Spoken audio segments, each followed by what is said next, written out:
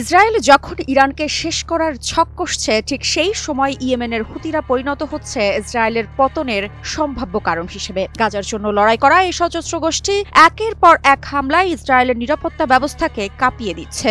সম্প্রতি ইসরায়েলের হৃদয়ে বেন গুরিয়ন বিমানবন্দরেও পৌঁছে গেছে হুতিদের মিসাইল। কিভাবে এত শক্তিশালী হলো ইয়েমেনের এই সশস্ত্র গোষ্ঠী? প্যালেস্টাইন 2 মিসাইলের রহস্যই বাকি। আর ইসরায়েল যদি এই চাপ সামাল দিতে না পারে, তবে কি এর পতন হুতিদের হাত ধরেই ত্বরান্বিত হবে? এসব নানান প্রশ্ন ঘুরপাক খাচ্ছে এখন বিশ্বমঞ্চে। ইয়েমেনের মাটিতে গড়ে উঠেছে এমন এক শক্তি যাকে আগে গেরিলা বাহিনী বলা হতো, কিন্তু আজ তারা নিজের হাতে বানানো ক্ষেপণাস্ত্র নিয়ে ইসরায়েলের ওপর হামলা চালাচ্ছে।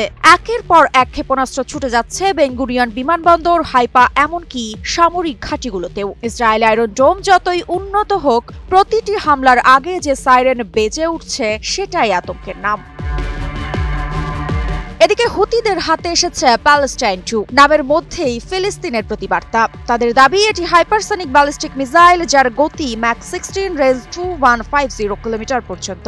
কিন্তু কঠিন জ্বালানি ব্যবহার করে তৈরি এই ক্ষেপণাস্ত্র 2 পর্যায়ে আঘাত হানতে সক্ষম। শুধু তাই নয়, হুতিরা বলছে এর ওয়ারহেড ক্যাপাসিটি এতটাই শক্তিশালী যে কোনো এয়ার ডিফেন্স সিস্টেমকে ফাঁকি দিতে পারে। যদিও সামরিক বিশ্লেষকরা বলছেন তাদের হাইপারসনিক দাবি অনেকটাই প্রচারণা, তবে যে বাস্তবতা দেখা যাচ্ছে, ইসরায়েলকে প্রতিটি হামলার জন্য সতর্ক থাকতে হচ্ছে।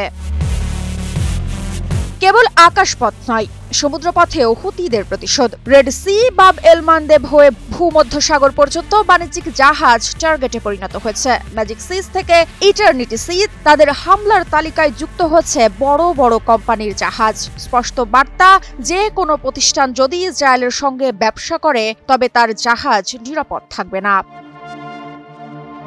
এখন প্রশ্ন হলো, এই হুতিরা কারা? 1 দশক আগেও যাদের শনাক্ত করা হতো স্থানীয় বিদ্রোহী হিসেবে, আজ তারা আঞ্চলিক শক্তির প্রতীক। বিশ্লেষকদের মতে ইরানের সমর্থন ও প্রযুক্তিগত সহায়তায় হুতিদের সামরিক সক্ষমতা এমন পর্যায়ে পৌঁছেছে যে তারা শুধু ফিলিস্তিনের জন্য নয়, পুরো অঞ্চলের শক্তির ভারসাম্য বদলে দিচ্ছে।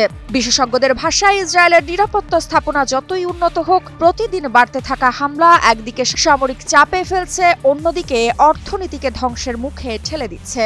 গাজায় যুদ্ধ চালিয়ে যাওয়ার পাশাপাশি ইয়েমেনের এই আক্রমণ মোকাবিলা করা ইসরায়েলের জন্য হয়ে দাঁড়াচ্ছে এক অসম্ভব সমীকরণ।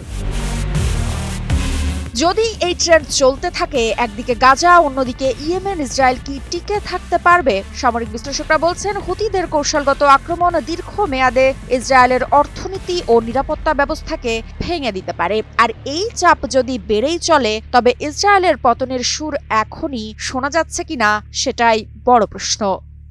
মৃত্তিকা সিনহা বিশ্বাস, নিউজ 24।